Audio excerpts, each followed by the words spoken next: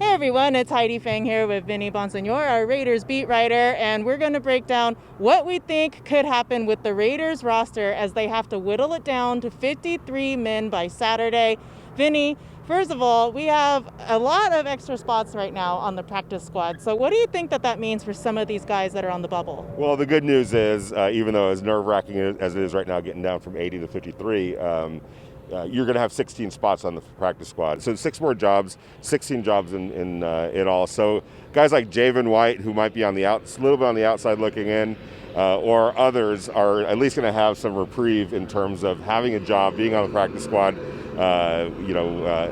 Although, of course, everyone's looking for that 53-man, a spot on the 53-man spot. Let's talk about Javen White because he might be, like you just said, one of those guys that's on the bubble. What we've heard from the coaches so far, we've heard Gruden, we've heard Paul Guenther say that he's got a lot of talent. Do you think it's enough of a spark that he's put through camp and everything in practice right now to make this team, or is he leaning more towards practice squad? Well, it depends. If you value Nicholas Morrow as a veteran presence, then he's probably going to make the team behind Raekwon McMillan as one of the starting linebackers. But if you feel like McMillan can handle the job and Javen White would provide good backup capability, then maybe you go with the youth right there. There's also Tanner Muse to keep in mind. He's the rookie from Clemson, and you invest a third-round pick in a player, generally speaking, that guy's going to make the team. And even though he's been slow to make the transition from safety to linebacker, or it's just been a transition, understandably so, he's going to make the team. So it comes down to, if you're going to keep 5 linebackers, who gets that last spot, and are you going to go with youth in Javen White, or are you going to go with experience in Nicholas Morrow? Those are the kind of questions you're asking yourself in the meeting room that the Raiders are going to be locked into these next couple of days. Let's talk a little bit about the secondary because there's a couple, I think, question marks there as to who might actually make this team this year in that area. You have right now Keyshawn Nixon, a probable spot because Nevin Lawson is facing a suspension. What more do you see into that as far as who can make that final cut there? Well, I mean, Nevin Lawson is a guy that the Raiders value. He will be suspended for week 1. He doesn't count against the roster during that week. So Nixon would probably be kept around to have that last roster spot. But then when Nevin comes back, then there's a decision: does he win a job, or do you go with Nixon? The way I see it, Trayvon Mullen, Damon Arnett, Isaiah Johnson, Amik Robertson, LaMarcus Joyner, that's 5. Then if you want to keep 6, you've got Nevin Lawson or Keyshawn Nixon. So it comes down to that because there's only a finite amount of spots available. So I think those 5 guys are solidified.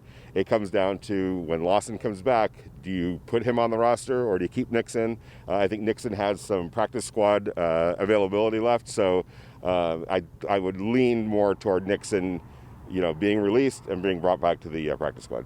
All right, if you had to right now when you look over it, is there anybody that you think, aside from the people that we've already mentioned, are possibly right on that bubble that we're going to look at come Saturday and say, wow, that's a surprise, or okay, that was kind of expected? Well, I think Brandon Parker at tackle, depending on how many tackles they keep, he might find himself, on the outside looking in.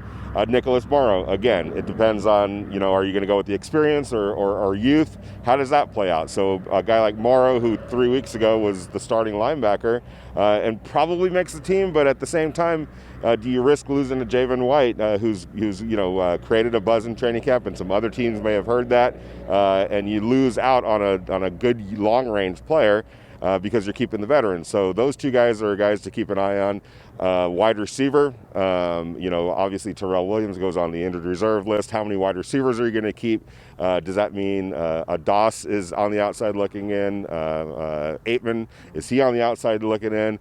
Who claims it? How many are you going to keep? So a lot of decisions. Running back, how many running backs do you keep? I've got him keeping 4. Including the fullback, Alec Ingold. So Devontae Booker might be on the outside looking in. So it's a lot of questions to ask and how you want to shape your roster. A lot of this comes down to, can you play special teams, and also schematically, what John Gruden prefers. I have him keeping 4 tight ends. Not a lot of teams keep 4 tight ends, but he's a heavy multiple tight end use coach, so 4 makes a little bit of sense for him. It might not make sense for everybody else. So again, those are the questions that they're asking right now.